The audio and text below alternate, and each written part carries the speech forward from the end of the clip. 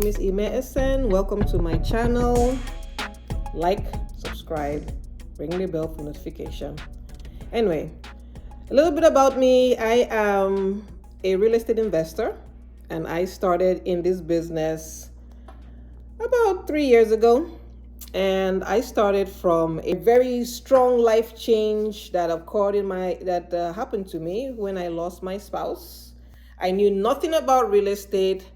I knew nothing about anything to do with investing. So I got into this business very fresh, very new, and I made mistakes. I went through trial and error, and by God's grace, I have a healthy portfolio. I don't want to mention how many properties I have, but I have a healthy portfolio that it consists of long-term renters, vacation rentals, Airbnb, and student housing. I've rehabbed from cosmetic rehabs all the way to rehabbing from the studs, and I'm about to go into new construction.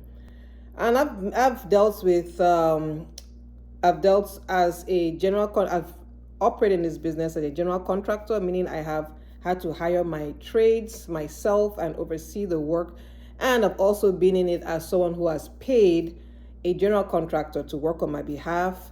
So I kind of come from, I think what I can bring to the table in this conversation is from someone that didn't know anything about real estate to someone that has accomplished what she's accomplished, all the way to my perspective as a woman in this field is predominantly run by males.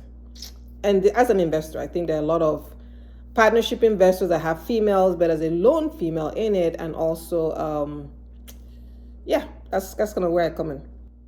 Okay, so today's topic, I want to talk about contractors. Your business it grows or it fails by how you relate to a contractor. All of us will have to, if we're going to the real estate investing, you're going to come across a contractor. So you need a contractor because you're not going to do it yourself.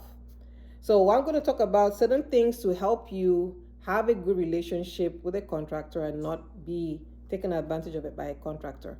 I have been taken advantage before. So I've dealt with good contractors who have kept their word, showed up on site, done everything that they're supposed to do for me without complaints, been on time. And I've dealt with contractors who have taken advantage of me, lied about their ability to perform the work, reported me to the city when they didn't get their way, performed bad quality work, lied their way, talked their way through. Contractors I paid in the wrong way because I paid too much. So I'm going to discuss all that. I have that as a backdrop to my experience to share with you. Okay.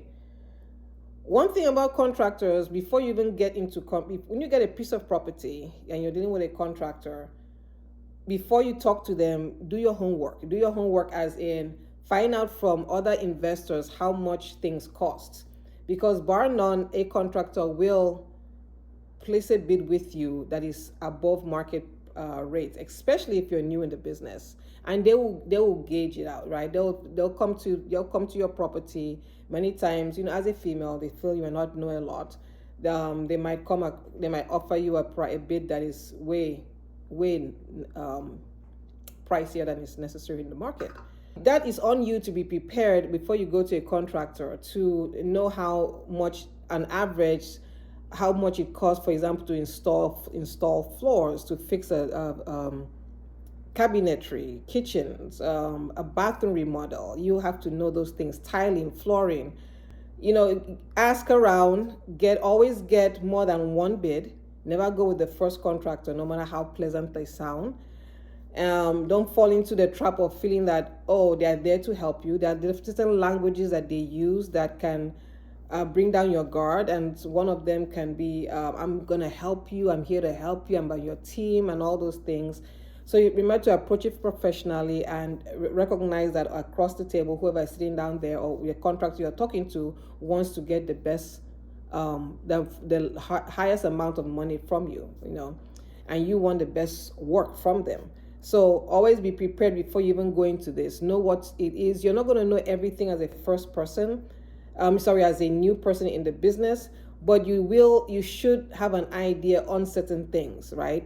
And realistically, you might pay a little bit more because of your inexperience and not knowing, but it shouldn't be astronomically more. For example, I think I mentioned this before. I once had a contractor want to put sheetrock for me, and he quoted me 19,000 on a project that I ended up doing for 4 to 5 thousand. So that there are people that would, I mean, they will try to take as much from you, especially if they don't believe that you are going to be in this long term. If you have a lot of properties and projects for them, they might cut you slack. So always remember that. Always negotiate. When they're quoting you a price, oh, it takes me, it's $5,000 to fix this bathroom. Don't be afraid to negotiate down. Okay, well, I can only pay 3,500. Right? They expect that.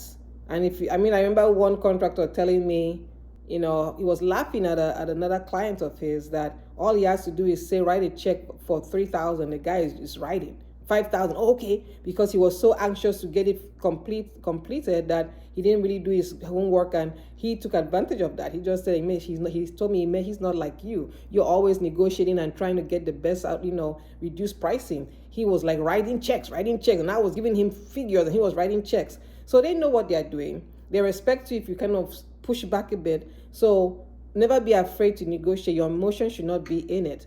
Don't feel funny about negotiating, okay? Payment. When you're paying a contractor, never pay too much where they have nothing to lose and they can walk away from the deal. They can walk away from your project.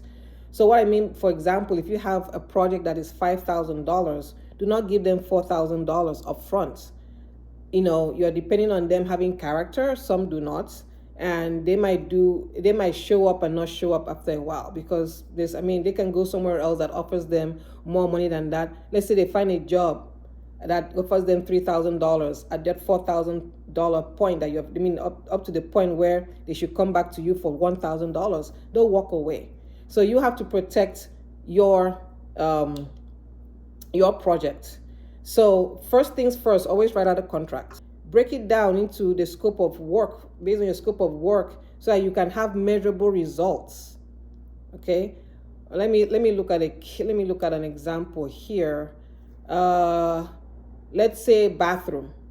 Okay, they've got to the bathroom, so you're now going to put your sheetrock in the bathroom, and you're going to put your you're going to put the sheetrock. So you can start off with saying, okay, I'm going to break it down. After you've done the sheetrocking, then I'll pay you X amount. Or after you've done the sheetrocking and you've put the floors, I'll pay you an X amount. Then I'll pay you another X amount if you put the vanities and the mirrors. So you're breaking your work into small sections so that you can pay them just enough after they have finished that to go into the next, and they look forward to the next. With contractors, because you're not really certain on how well they'll perform, always give yourself room to let them go, and it's not affecting your project. So do your background checks. And what I mean by that is, if you come across a contractor and he has shown you pictures and videos, you don't know if he pulled the pictures and videos from his cousin. So if you can, as much as possible, get a referral, get a number from someone he's worked with before, 2 or 3 other investors. Call up those investors, check those investors' work on HAR, on the MLS. So if you meet a contractor who says, oh, I worked with Jason, I just named Jason, and Jason did this property, and you can go on HAR and you can definitely see the completed, the house on sale, right? You can see from the pictures on HAR. HAR is the website you find housing, MLS. Then you can call Jason and say, okay, what work did he do for you? How did you see his personality? Was he agreeable? Is there anything you would like to tell me about him or her? So that way, at least you have done that. Now, nothing is going to be 100% perfect, right? But at least you can leave a relationship knowing that you did your best.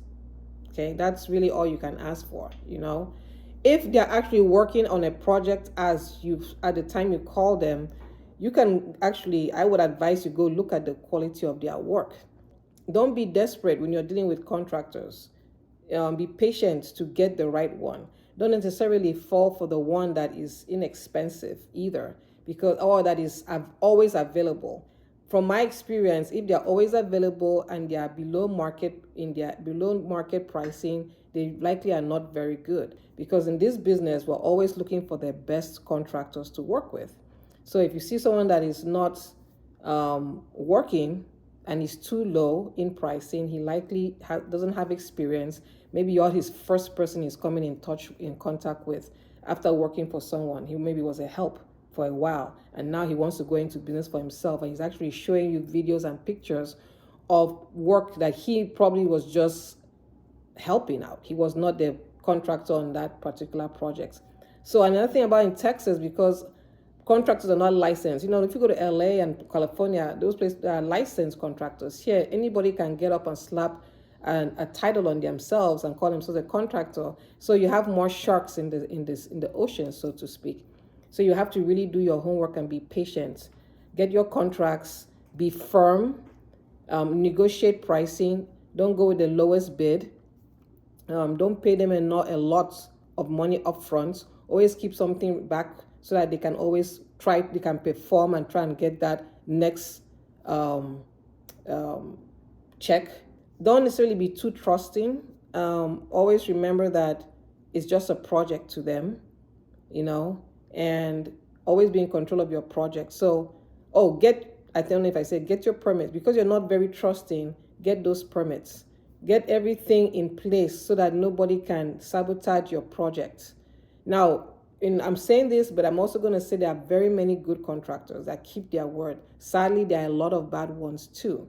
Okay, you're going to come across bad ones. You're going to kiss a lot of frogs before you get a prince. If you find a good one, keep them.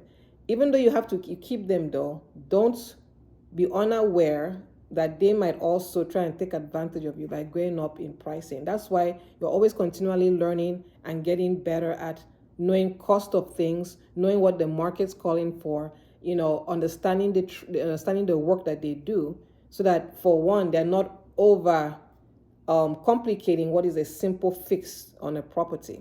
Okay, so I hope I've given some little tips that can help you when you're going to look for a contractor, what to look out for, how to be patient. If you have any other questions on this, hit me up down there in the comment section. Let me know in detail what you have experienced with contractors and how you think maybe I can go much more deeper into this. And subscribe, and I'll continue to share contents like this. All right, thank you. Bye-bye.